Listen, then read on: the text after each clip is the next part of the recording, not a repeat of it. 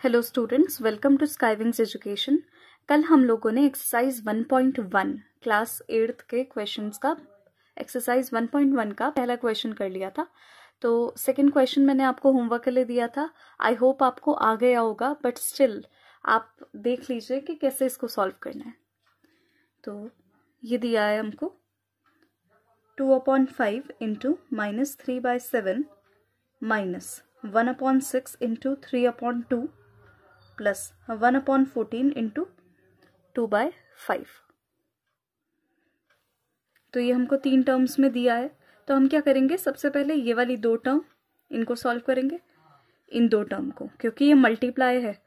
तो आपको ये रूल पता होगा बॉड मास, अगर नहीं पता है तो इसको थोड़ा समझ लो, इससे कैलकुलेशन वगैरह सिंपल पड़ जाती है थोड़ी। तो सबसे पहले होता है bracket of, then divide, multiply, add and then subtract. तो इस ऑर्डर में हमको चलना चाहिए। पहले अगर किसी क्वेश्चन में ब्रैकेट जैसे सिचुएशन है तो पहले उसको सॉल्व करो, उसको ऑफ कर दो, उसके बाद डिवाइड, मल्टीप्लाई, ऐड और सब्ट्रैक्ट। तो यहाँ पर हम देख रहे हैं मल्टीप्लिकेशन पहले करने की जरूरत है, डिवाइड तो है नहीं यहाँ। तो मल्टीप्लाई करोगे इनको तो इट विल बिकम अपॉन में 7 5 35 और ये आ जाएगा -6 माइनस, अब यहाँ पर करेंगे ये 12 है, ये 3 प्लस यहाँ पर करेंगे तो ये कितना आएगा, ये आएगा आपका 70 और ये आएगा 2। देखो वैसे हम इसको कैंसिल भी कर सकते हैं, जैसे मैं देख रही हूँ ये कैंसिल हो रहे हैं, आप कर दो कैंसिल साथ साथ।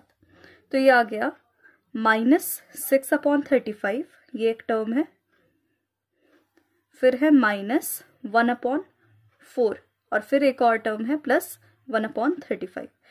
तो इन तीनों का हम एलसीएम ले सकते हैं अब आराम से। तो अब आपकी इच्छा है, आप चाहे तो इन 2 को पहले सॉल्व कर लें, तीसरे को बाद में कर लें। तो मैं पहले इन दोनों को सॉल्व कर लेती हूँ। इन दोनों में नेगेटिव साइन है, इसको मैंने बाहर ले लिया। तो ये बच जाएगा 6/35 प्लस 1/4, इस तरीके से बना, बाहर है 1/35। इन दोनों में एलसीएम लूंगी तो 35 और 4 का एलसीएम ये आएगा आपका 140। 35, देखो इन दोनों में कोई भी कॉमन फैक्टर नहीं है ना, मतलब दोनों के अंदर दोनों सेम किसी टेबल में नहीं कट हो रहे। इसका मतलब इन दोनों को अगर हम मल्टीप्लाई कर देंगे तो हमको इनका एलसीएम मिल जाएगा। ठीक है, तो 35 × 4 करा तो 140 आ गया। अब 6 को 4 से मल्टीप्लाई करेंगे, क्योंकि 35 4 × 140 होता है, इसलिए 6 को 4 से मल्टीप्लाई करेंगे और प्लस यहाँ पर 1 जो ऊपर है उसको 35 से मल्टीप्लाई करेंगे, प्लस 1/35। वैसे हम तीनों का भी एलसीएम ले सकते थे, बट स्टिल मैंने ऐसे ही कर दिया, ऐसे देख लो। तो माइनस का 24 प्लस 35, माइनस बाहर है, 24 प्लस 35/140 प्लस 1/35। एलसीएम ले लें आगे इनको सॉल्व करने के बाद। ये कितना बन रहा है, ये बन रहा है 59/140 प्लस 1/35। इसको सिंप्लीफाई कर लो, ये आ गया -59। अब पूरा मैं एलसीएम ले रही हूँ मैं 140, यहाँ पर आ जाएगा प्लस 4 टाइम्स होगा तो 4, तो माइनस का 55/140 आ रहा है इसका आंसर, -55/140। तो इनको कैंसिल करना है तो कैंसिल कर लो, दोनों जा रहे हैं 5 के टेबल में। 5 1 ज़ा 5 1 ज़ा और 5 2 ज़ा 5 8 ज़ा, विच मीन्स -11/28। तो ये आपका आंसर आना चाहिए। चलिए, तो अब मूव करते हैं नेक्स्ट वाले क्वेश्चन पे। तो नेक्स्ट क्वेश्चन है, right the additive inverse of each of the following. मैंने एडिटिव इनवर्स आपको बताया था, अगर आपको नहीं पता है एडिटिव इनवर्स क्या है, आप पिछली वीडियोस को देख लीजिए। मैंने उनमें 2 पार्ट्स बनाए हैं, उनमें बताया है एडिटिव इनवर्स फर्स्ट वाले पार्ट में कि क्या होता है, आप उसको जरूर देखें। फिर देखिए यहाँ पर एडिटिव इनवर्स में हम क्या करेंगे, जैसे ये दिया है 2/8, तो 2/8 का एडिटिव इनवर्स यानी 2/8 में ऐसा क्या नंबर ऐड करें कि इसका आंसर जो है वो वापस से हमारे पास 0 आ जाए, मतलब -2/8 ऐड कर देंगे इसके अंदर। सिमिलरली सेकंड पार्ट में -5/9 में क्या ऐड करें कि 0 आ जाए, 5/9। तो सिंपल ऐसे याद रखना, जो भी साइन है उससे अपोजिट साइन लगा देना। ठीक है, जैसे ये है 19/-6, तो इसका मतलब ये हो जाएगा 19/6। ये है -6/-5। अब देखो यहाँ मत कंफ्यूजन क्रिएट करना, माइनस से माइनस हट जाएगा, प्लस हो जाएगा, यानी ये प्लस का नंबर एक तरह से एक्ट करेगा। तो इसमें आप सिर्फ एक माइनस को हटा दो, चाहे ऊपर वाला चाहे नीचे वाला, वो एक ही बात आ जाएगी, -6/5 आ जाएगा। अब इसमें है -2/9, तो ये हो जाएगा आपका सिर्फ और सिर्फ 2/9। ये सारे हुए एडिटिव इनवर्स।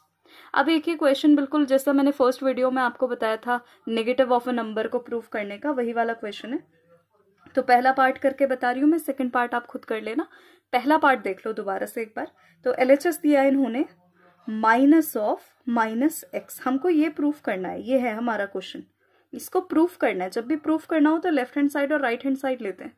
इन्होंने x को क्या रखने के लिए बोला है पहले पार्ट में, 11/15, तो हम यहाँ LHS में रखेंगे -11/15, तो माइनस माइनस मिलके हो गया 11/15। राइट हैंड साइड क्या चीज है, राइट हैंड साइड कहेंगे इसको जो है x, यानी कि 11/15। तो ये हमारा LHS और RHS का आंसर सेम आ गया। तो since LHS is equal to RHS, तो हेंस प्रूव्ड। इस तरीके से ये प्रूफ हो जाएगा। ऐसे करना है। सेकंड पार्ट आप इसका खुद कर लीजिएगा, अगर नहीं आएगा तो कमेंट बॉक्स में बता देना, मैं करवा दूंगी इसको। आगे मूव करते हैं। क्वेश्चन नंबर 4 दे रखा है NCERT में, find multiplicative inverse of the following. Multiplicative inverse का क्या मतलब होता है कि अगर आप इस नंबर को एक ऐसे नंबर से मल्टीप्लाई करो कि आपका आंसर 1 आ जाए, ठीक है। तो -13 को किस नंबर से मल्टीप्लाई करे कि 1 आ जाए, इसके रेसिप्रोकल से, यानी -1/13 से। फिर इसको देखो, ये आएगा -13/19, तो इसका रेसिप्रोकल कर दो। अब देखो इसमें साइन मत हटाने बैठ जाना, क्योंकि साइन इसमें नहीं हटेगा, क्योंकि ये एडिटिव इनवर्स नहीं है, ये मल्टीप्लिकेटिव इनवर्स है। तो इसमें साइन नहीं हटेगा, इसमें सिर्फ रेसिप्रोकल करना है। तो ये रेसिप्रोकल होकर आ गया। 1/5 का रेसिप्रोकल 5। तो हमको मल्टीप्लिकेटिव इनवर्स का मतलब सिंपल है, रेसिप्रोकल करना है, हमको रेसिप्रोकल बताना है। अच्छा, जैसे ये वाला क्वेश्चन है, अब इसमें थोड़ा सा हमको सॉल्व करना पड़ेगा। तो ये है -5/8 इंटू -3/7, तो माइनस माइनस प्लस, ऊपर आ गया न्यूमरेटर में 15, नीचे आ गया 56। अब ये माइनस माइनस प्लस हो गया, तो ये हमारा इस क्वेश्चन का सॉल्यूशन आ रहा है। तो therefore multiplicative inverse will be equal to, वैसे आपको आ ही गया होगा अब तक, मल्टीप्लिकेटिव इनवर्स कितना हो जाएगा 56/15, इस तरीके से हो जाएगा। इस वाले में भी माइनस माइनस प्लस, प्लस 2/5 है, तो देयरफॉर मल्टीप्लिकेटिव इनवर्स कितना हो जाएगा, ये हो जाएगा आपका 5/2। Multiplicative inverse is equal to 5/2। -1 का क्या होगा, -1 ही होगा वैसे तो, बट आप इसको लिखने के लिए -1/1 या 1/-1 लिख सकते हैं। -1 का -1 ही होगा मल्टीप्लिकेटिव इनवर्स। ओके, ये आ जाएगा हमारे पास। अच्छा, ये तो हमारा हुआ क्वेश्चन नंबर 4। अब देख लेते हैं क्वेश्चन नंबर 5 में इन्होंने क्या पूछा। इन्होंने कहा name the property under multiplication in each of the following. तो इन्होंने कहा मल्टीप्लिकेशन की कल जो तुमने प्रॉपर्टीज पढ़ी थी ना, उसी के ऊपर क्वेश्चन पूछ लिया। कह रहे हैं कि बताओ कि यहाँ पर कौन सी प्रॉपर्टी लग रखी है। तो जैसे अगर हम पहला वाला देखें, इसमें दिया है -4/5 into 1 is equal to 1 into -4/5। Ram शाम को याद करो, तो राम शाम का कहीं भी बैठ जाए, कहीं भी उठ जाए, कोई फर्क थोड़ी पड़ रहा है। तो यानी ये कौन सी प्रॉपर्टी है, ये this is commutative property, this is commutative property. अब सेकंड वाली को देखो, अगर सेकंड वाली में भी राम शाम बैठे तो ये भी हो गई आपकी कम्यूटेटिव प्रॉपर्टी। अब राम शाम उन्हीं को समझ आएंगे जिन्होंने पहली वाली देखी होगी, वरना तो सब गुल हो जाएगा। अब इससे अगला वाला देखो, इसमें इन्होंने क्या किया है, इसमें एक ये नंबर है और इसके रेसिप्रोकल से मल्टीप्लाई किया, यानी मल्टीप्लिकेटिव इनवर्स वाली प्रॉपर्टी लगी है यहाँ पर, मल्टीप्लिकेटिव इनवर्स। और ये क्या है, मल्टीप्लिकेटिव आइडेंटिटी, यानी 1। अब एक क्वेश्चन और दिया, इन्होंने कहा मल्टीप्लाई 6/13 बाय रेसिप्रोकल ऑफ -7/16। तो बहुत आसान क्वेश्चन है। 6/13 को मल्टीप्लाई करना है इसके रेसिप्रोकल से। इसका रेसिप्रोकल क्या होगा, -16/7। तो इसको कर दो, 16 6 96, 13 7 91। तो ये आंसर आ गया आपका। ठीक है, टेबल्स याद कर लेना अच्छे तरीके से, वरना एग्जाम में बैठे रहोगे गुल हो जाएगा, सब आएगा कुछ है नहीं। ठीक है, आगे देखते हैं। तो एक प्रॉपर्टी हमारी रह गई थी, डिस्ट्रीब्यूटिव प्रॉपर्टी ऑफ मल्टीप्लिकेशन। तो मल्टीप्लिकेशन की एक और प्रॉपर्टी है, ये बहुत इंटरेस्टिंग है। देखो जैसे ए है, ए को अगर मैं किसी सम से मल्टीप्लाई करती हूँ, सम का मतलब बी प्लस सी कोई नंबर है, इनसे मल्टीप्लाई करती हूँ, तो इसका आंसर कितना आएगा, ए इंटू बी प्लस ए इंटू सी। तो इस प्रॉपर्टी को हम कहते हैं डिस्ट्रीब्यूटिव प्रॉपर्टी। अभी ये समझ नहीं आई है, अब देखो इसको क्या करना है।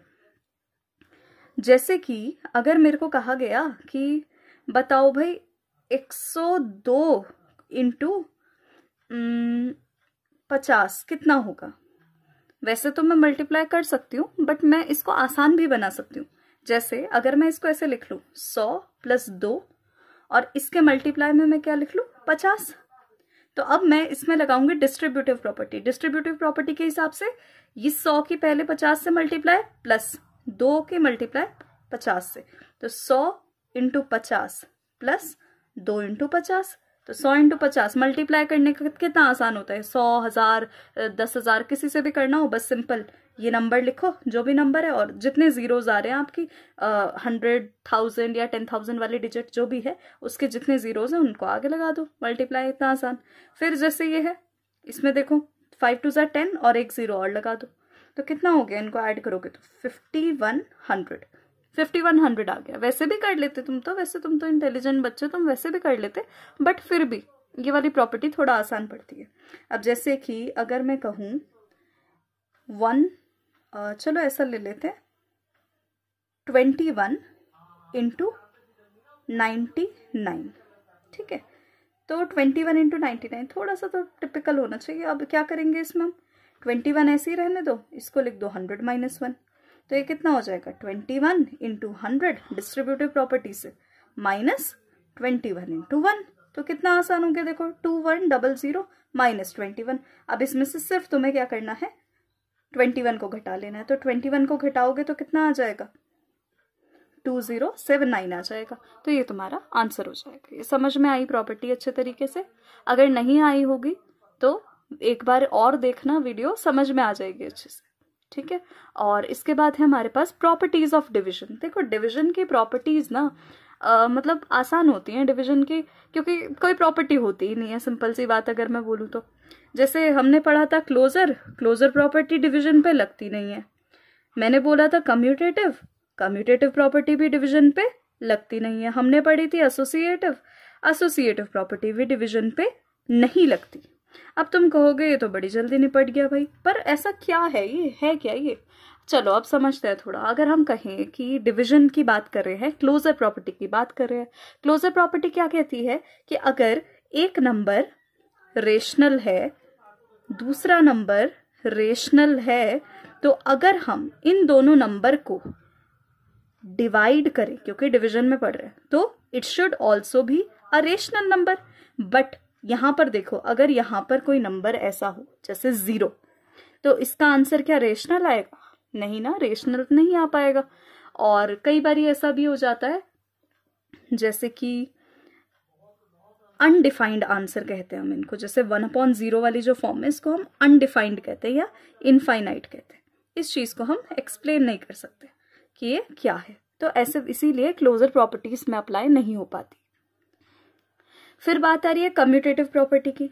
अच्छा, अगर मैं कह रही हूं कि a डिवाइडेड बाय b, मतलब मैंने कहा 1 डिवाइडेड बाय 2, और मैंने कहा b डिवाइडेड बाय a, यानी मैंने कहा 2 डिवाइडेड बाय 1, इसका आंसर तो आएगा 2 और ऊपर वाले का आएगा 1/2। क्या दोनों के आंसर सेम है, नहीं है ना सेम, तो इसका मतलब कम्यूटेटिव प्रॉपर्टी भी डिवीजन के लिए अप्लाई नहीं होगी, बिल्कुल भी नहीं होगी, क्लोजर भी नहीं होगी। एसोसिएटिव का भी यही काम है। देखो a कोई नंबर है डिवाइडेड बाय b फिर divided by c is not equal to a divided by b divided by c। देखने में तो लग रहा है कि भाई ये सही भी तो हो सकता है, तो इसको एग्जाम्पल से देखो तभी ये समझ में आएगा। जैसे 2 डिवाइडेड बाय 3 है और डिवाइडेड बाय 5 है, तो ये कितना हो जाएगा, ये होगा 2/3 डिवाइडेड बाय 5, यानी 2/3 इंटू 5 ये ऐसे आ जाएगा ना, इंटू 1/5 करके, तो 2/15 आ रहा है। और वहीं अगर मैं इसको ऐसे सॉल्व करूँ 2 डिवाइडेड बाय 3 डिवाइडेड बाय 5, तो वही तुम्हें पता है पहले ब्रैकेट ओपन करने का काम करना है। तो ब्रैकेट ओपन करोगे तो ये कितना आएगा 3/5, इसका मतलब 2/3/5, और यहाँ पर क्या हो जाएगा, ये 5 ऊपर चला जाएगा, तो यानी हो जाएगा आपका 10/3। तो क्या ये दोनों आंसर सेम है? बिल्कुल भी नहीं है, दोनों के दोनों आंसर बिल्कुल अलग हैं। तो इसीलिए ऐसे वाले क्वेश्चंस में हम एसोसिएटिव प्रॉपर्टी को भी अप्लाई नहीं कर सकते। आई होप आपको ये समझ में आया होगा अच्छे तरीके से। और अब हम बाकी का अगली वीडियो में देखेंगे आगे के जो क्वेश्चंस हैं। कुछ क्वेश्चंस फिलिप्स टाइप के भी हैं, वो वाले क्वेश्चंस जस्ट मैं आपको आंसर बता दूंगी कि क्या क्या आंसर्स है, थोड़ा डिस्कस कर लेंगे उनको, और आगे का फिर हम नेक्स्ट वीडियो में पढ़ते हैं। Thank you.